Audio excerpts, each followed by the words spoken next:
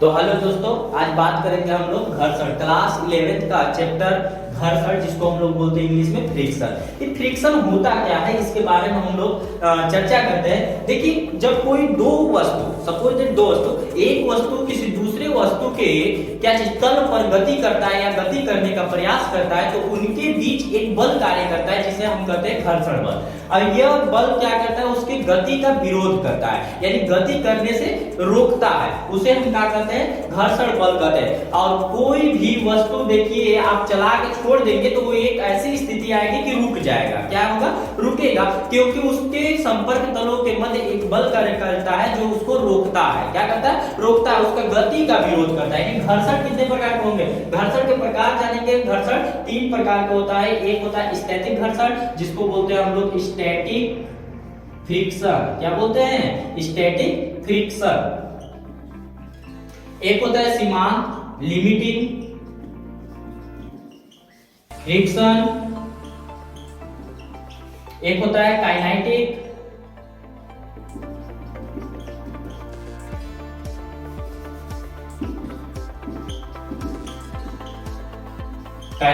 Friction. तो घर्षण कितने प्रकार के, घर्षण तीन प्रकार के। पहला स्टैटिक फ्रिक्शन, दूसरा लिमिटिंग फ्रिक्शन और तीसरा गतिज घर्षण अर्थात काइनेटिक फ्रिक्शन। आप समझते हैं कि स्टैटिक घर्षण क्या होता है, यदि कोई वस्तु विराम अवस्था में रखा हो किसी दूसरे वस्तु के संपर्क तल पर, तो उनके बीच जो बल कार्य करेगा उसे हम क्या कहेंगे, स्टैटिक घर्षण कहेंगे।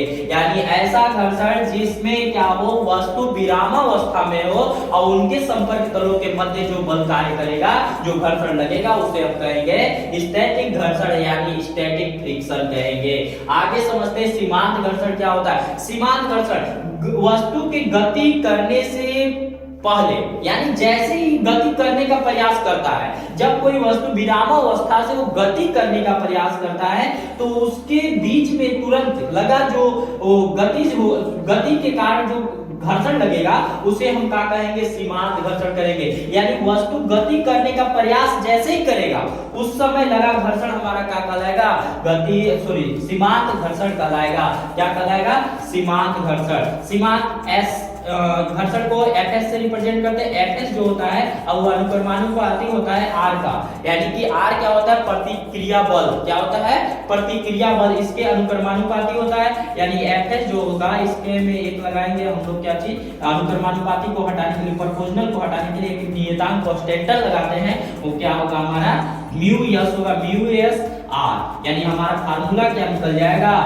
सीमांत घर्षण का फार्मूला आएगा Fs equal to mu S R. क्या आएगा, जहां पे म्यू एस क्या होता है, स्थैतिक घर्षण गुणांक, म्यू एस बराबर सीमांत घर्षण गुणांक, सीमांत घर्षण गुणांक। और R क्या है भैया, R जो है, R हमारा प्रतिक्रिया बल है, प्रतिक्रिया बल। Fs क्या है हमारा, सीमांत घर्षण बल, सीमांत घर्षण बल। क्या है, सीमांत घर्षण बल है।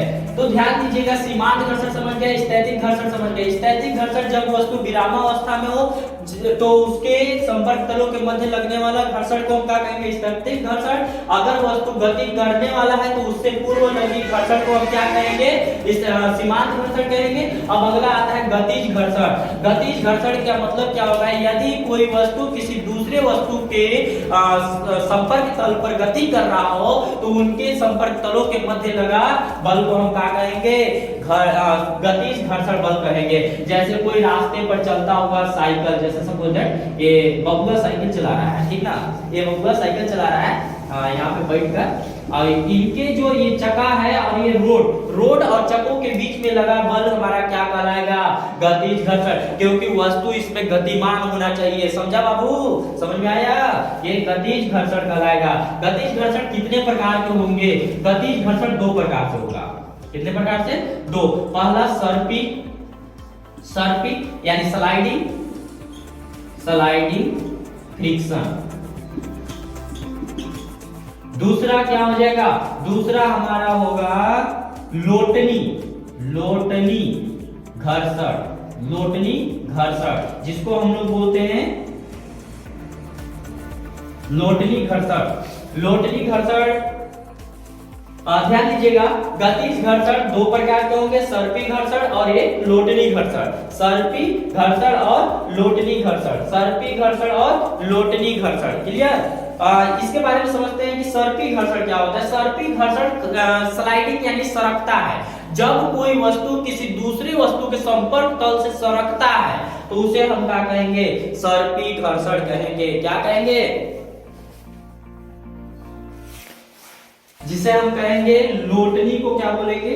Rolling friction. फ्रिक्शन क्या बोलेंगे? Rolling friction. इसके बारे में चलते हैं। स्लाइडिंग फ्रिक्शन क्या होता है, जिसको हम बोलते हैं सर्पी घर्षण। सर्पी घर्षण बाबू समझना, सर्पी घर्षण यानी जब कोई एक वस्तु किसी दूसरे वस्तु के संपर्क तल से सरक कर गति करता है तो उसे हम उनके संपर्क तलों के में बीच लगा जो घर्षण होता है उसे हम क्या कहेंगे? सर्पी घर्षण कहेंगे। क्या कहेंगे? सर्पी घर्षण। एक गाना आया था सलमान खान के, जानते हो ना, चुनरी सरक सरक रहा है, कुछ इस तरह का।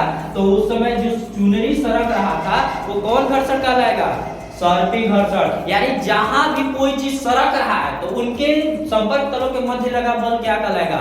सर्पी घर्षण कहलाएगा। ये किसके अंतर्गत आता है? काइनेटिक फ्रिक्शन अर्थात गतिज घर्षण के अंतर्गत आता है सर्पी फ्रिक्शन ना, जिसको स्लाइडिंग फ्रिक्शन बोलते हैं। अब लोटनी घर्षण। लोटनी घर्षण आजकल बहुत देखने को मिलेगा बहुगा, जानता है, बिया बारात में नया नया लोग मिलेगा, दारू पी के नागिन डांस करेगा, लोट लोट कर, यानी पलट पलट के।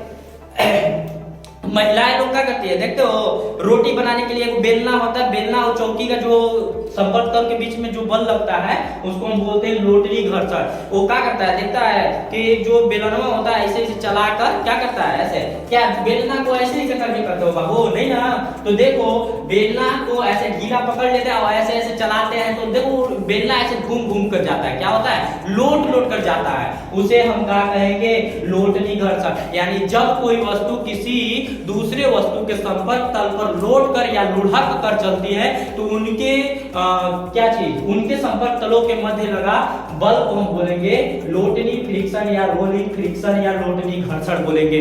आपको घर्षण समझ में आया होगा। घर्षण किसे, एक बार रिवीजन करा देते हैं बाबू। घर्षण किसे कहेंगे? कि दो वस्तुओं के बीच, यानी जब कोई एक वस्तु दूसरे वस्तु पर गति करता है या गति करने का प्रयास करता है तो उनके संपर्क तलों के मध्य लगा बल को हम क्या बोलेंगे? घर्षण बल कहेंगे। घर्षण बल कितने प्रकार के होते हैं? तीन प्रकार के। स्टैटिक घर्षण, स्टैटिक फ्रिक्शन, सीमांत घर्षण, लिमिटिंग फ्रिक्शन, गतिज घर्षण, काइनेटिक फ्रिक्शन। स्टैटिक घर्षण में क्या होता है कि वस्तु क्या होगा? विरामावस्था में होगा।